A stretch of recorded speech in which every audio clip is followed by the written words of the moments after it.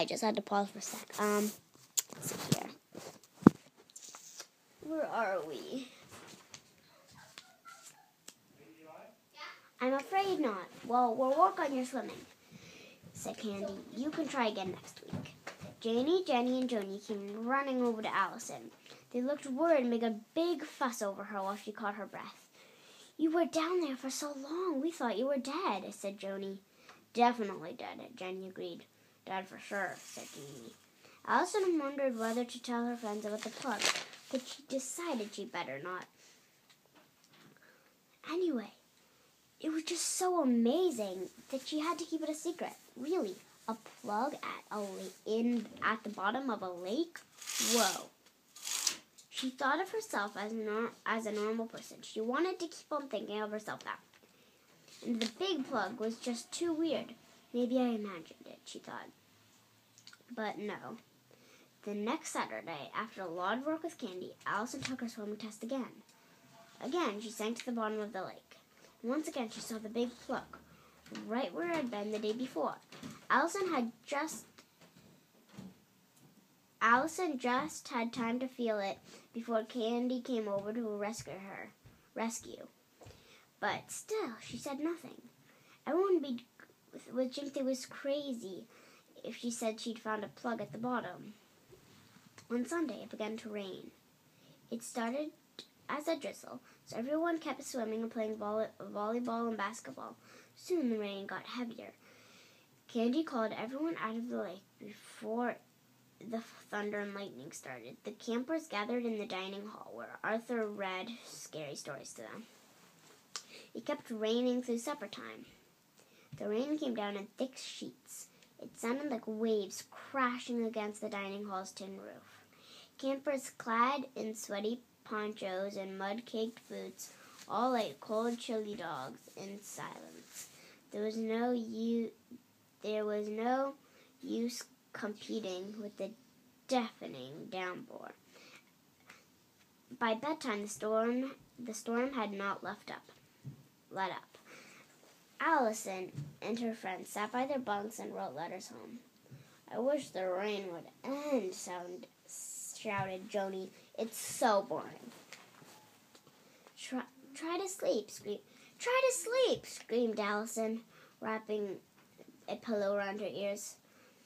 Maybe it will be over in the morning, but it wasn't. Everybody huddled damply in the dining hall for breakfast. The toast was spongy, the salt wouldn't shake, and the paper napkins were limp. The mud stains on everyone's pants were creeping toward the knees. One camper said that she still had the ants and craft sheds go sliding down the hill in the lake. Another announced that the VCR was filled with frogs. Yuck! By dinner time, the rain was still falling hard. The baseball field was a giant mud puddle. The roofs were leaking in half the cabins. Everyone was feeling depressed. It was still raining hard on Wednesday. The counselors had run out of things to do, and everybody just sat on their bunks and stared. Then little Peony Arnold, the smallest camper, came running up the hill, splashing through the puddles. The lake, he yelled. It's overflowing. There's going to be a flood. We'll all drown. And sure enough, they could all hear it over the sound of rain. The burbling sound. It was the lake, and it was getting closer. The counselors ran from cabin to cabin. Grab what you can and get up to the radio station. It's the highest point. And hurry! Everybody started gathering up their teddy bears, jewelry, pictures, and letters from home. Allison sat on the bunk. She couldn't think of one thing that was really precious to her, except for her lucky chicken bone from her father, and that was in her pocket. Let's go, yelled Arthur from outside. Now! Jeannie, Jenny, and Joni started running up the hill toward the radio station. Allison ran with them. Then she stopped short. She had remembered something. The plug. Come on, yelled Arthur. The water is almost up to the music shed. I'll be right there. Allison called back to him. I just forgot something. When no one was watching, she turned and ran back to the hill toward the rising lake. As she ran, she was thinking, I'm going to have to swim. I can save camp out of whack, but I'm going to have to swim. The lake was nearly twice its normal size. It looked darker than usual, too. Allison took off her jeans and sneakers and dived in before she had time to change her mind. This time, she didn't wait to sink. She swam straight to the bottom of the lake, kicking her feet hard and using her arms to move. She tried to remember everything Candy had taught her, and it worked. She got to the bottom really fast, and as soon as she did, she looked for the plug. At first, it was hard to figure out where it was, but she looked around and couldn't find anything.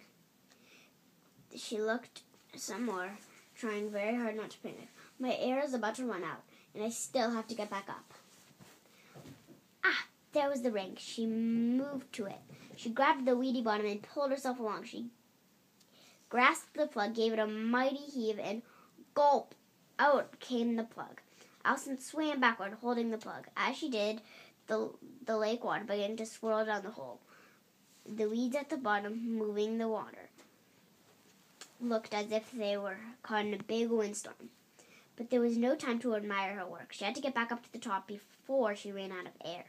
She gave a powerful kick with her legs, just the way Candy had taught her. She moved her arms forward and backward in the breaststroke. She kicked hard and hardy because the water was trying to drag her down toward the plug hole. But Allison was strong. A second later, she burst through the surface of the water and took a huge lungful of air. "I can swim!" Allison crowed to herself.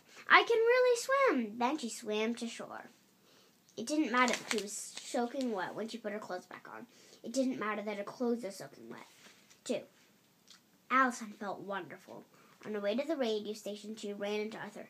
"Everybody was looking for you," he cried. "We thought you drowned." "I just had to take care of something," said Allison. "What could you possibly need to do? The lake is overflowing." "I have a feeling," said Allison mysteriously, "that things are going to be okay." Allison and Arthur joined the others at the radio station on the top of the hill. In the excitement over Allison's safe arrival, nobody paid much attention to Petey, who was still jumping up and down, pointing toward the lake. "Look," he cried, "the water's going down! The water's going down! It's below the music shed!" "You're right," said Arthur. "It is going down. I don't know why, but it is." All the others kept staring at it. It shrank back a couple of inches every minute. "Yippee!" screamed the campers. "Yahoo!" yelled the counselors. Allison just smiled. An hour later, the ray of sunlight poking through the clouds. Then it stopped raining. The campers rushed outside cheering. Soon they were running around, playing baseball and volleyball and tag right through the puddles.